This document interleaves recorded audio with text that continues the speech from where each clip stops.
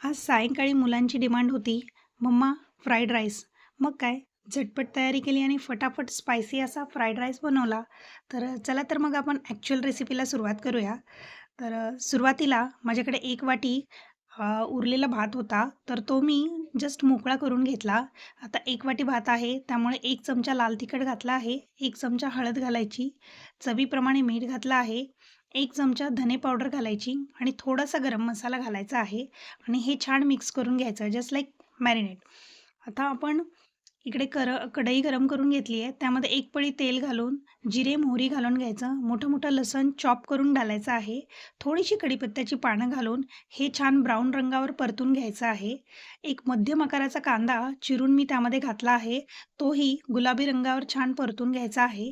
1 चमचा दही घालायचा आहे आणि हेही छान परतून घ्यायचं आणि आता आपण जो मसाले लावून ठेवलेला भात आहे, तर तो त्यामध्ये घालून घ्यायचा आहे आणि छानपैकी त्याला परतून घ्यायचं आहे.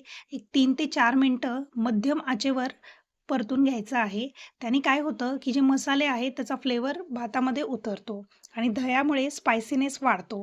तर चव अगदी अप्रतिम लागते. इथे आपला फ्राईड राईस रेडी झाला आहे. अगदी 10 मिनिटामध्ये. छानपैकी त्याला टोमॅटो आणि लिंबू घालून गार्निश करून घ्या आणि मुलांना सर्व्ह करा. जेवढी डिश सुंदर दिसते ती बघून मुलांना अजूनच भूक लागते. तर नक्की रेसिपी ट्राय करा आणि तुम्हाला ही रेसिपी कशी वाटली तेही मला नक्की सांगा. Bye bye.